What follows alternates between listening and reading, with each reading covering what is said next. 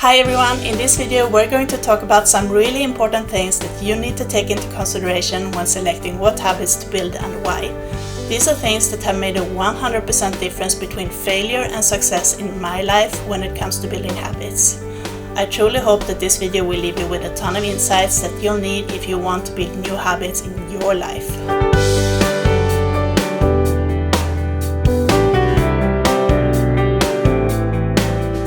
Hi there dear leaders, Teresa here from Lead Yourself. I'm helping you to lead your life towards more freedom and more happiness by providing insights and tips on how to improve your life when it comes to time, energy and money.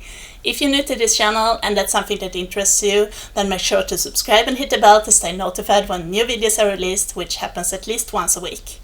If you're already a subscriber, thank you so much and welcome back. So today we're going to be talking about building habits. But first, I wanted to quickly mention that I decided to split this topic into a series instead of cramming everything into a single video. In this video, we'll be talking about selecting the right habits, and in the upcoming videos, we'll go deeper into the process it takes to build new habits and what tools and tricks you can use to stick with them. I've made a huge number of mistakes when it comes to building habits, and I wanted to start by sharing my story with you so that hopefully you won't make those same mistakes. And like I said in the beginning, they were the kind of make it or break it things that made a huge overall difference in whether or not I succeeded. Years ago, I really felt like I needed to make changes to my life. I was in the middle of a depression and was constantly eating sweets and junk food.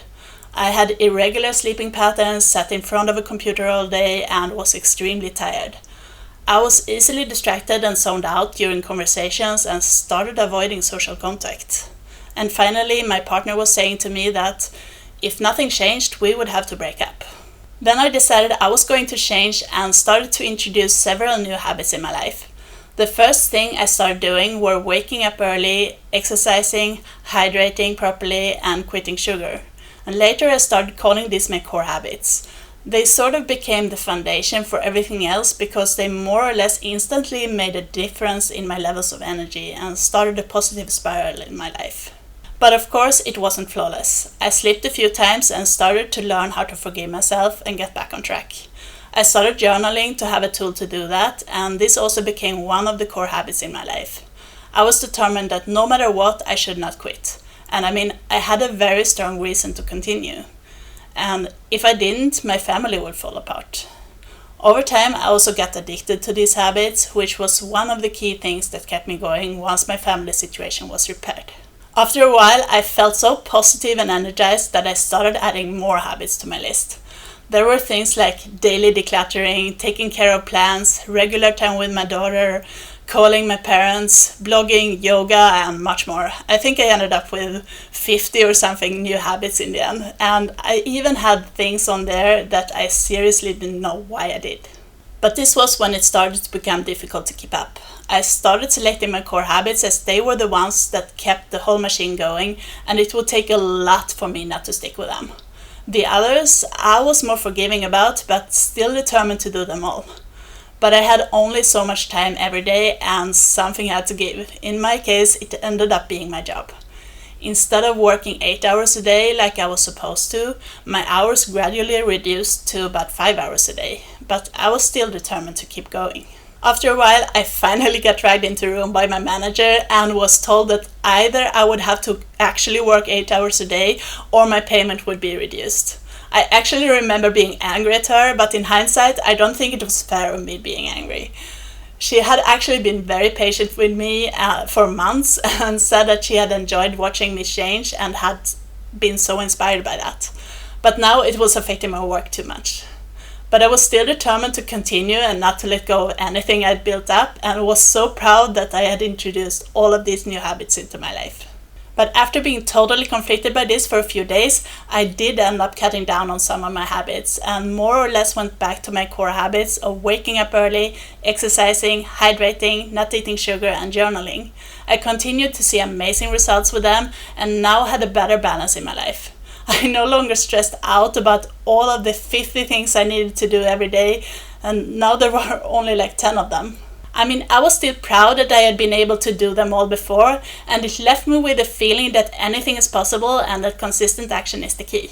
But I had learned to prioritize and focus on what really mattered. and I ended up feeling empowered and ready for any opportunity that would come down my path. Since then, I never take on too much when it comes to habits. I try to keep it sustainable. Of course, I could do sprints of extra stuff when I was doing some project, but I never committed to too many daily actions again. From this whole journey, I was pretty confident that I did know how to build up new habits, and if I only kept them down to a sustainable level, things would be okay.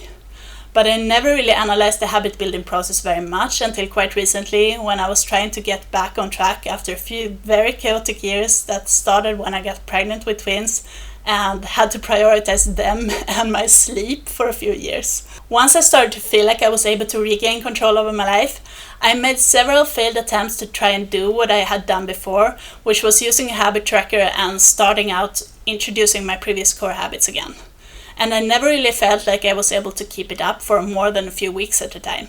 I started questioning why this was happening and started thinking that it wasn't really time yet. So I came up with the excuse that I still really didn't have enough control over my life due to the kids.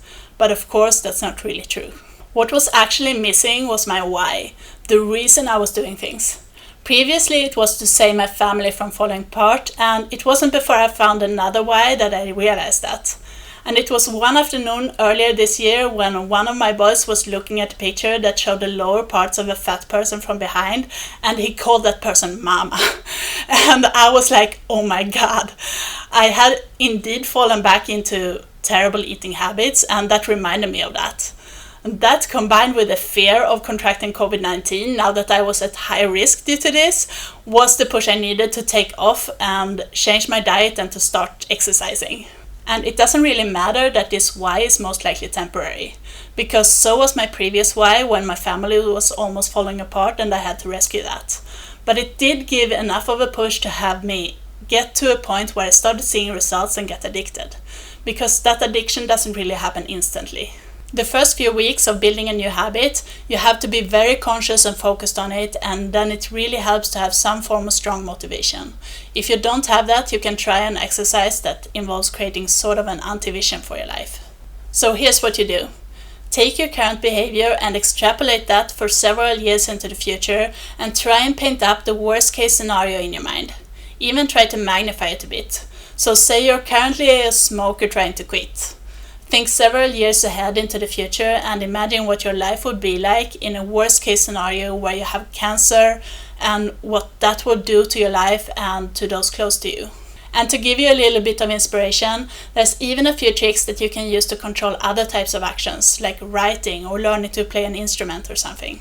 In the case of writing, imagine something like delivering an unfinished draft to a publisher and how that would totally ruin your writing career.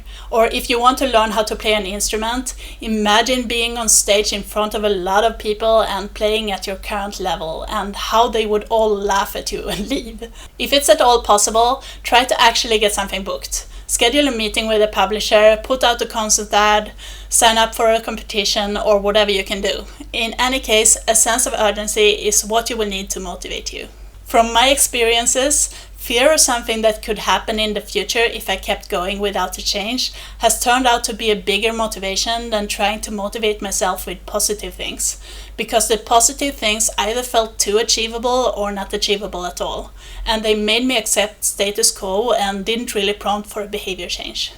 I still have a positive vision for my dreams though, but that was not what initially caused the need to change.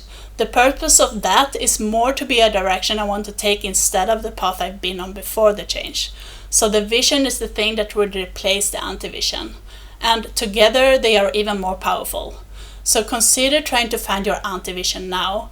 And if you want to learn how to find your vision, check out the video in the card above. The other big thing I learned was the importance of prioritizing the habits that matter the most and not to take on too much, even though I had a tendency to feel like I was able to, once I gained that huge amount of momentum that comes from building good habits. I realized that my core habits that kept the whole machine going were essential, because without them I would not have the level of energy to do anything really. Then I allowed myself only a handful of others that I felt were the most important. The others ended up being things that I basically blacklisted because they would only distract me, and many of the habits on that list were things that I realized were not really important to me at all. If you have the issue that you want to do too many things at once, I encourage you to do something similar. Just don't do the things that are not among the top things that you have selected. And with that, I want to wrap up this video. So in summary, try to find a strong source of motivation and make sure that you keep the necessary focus and sustainability by selecting only the habits that matter the most to you. And share your top 5 habits in the comments below.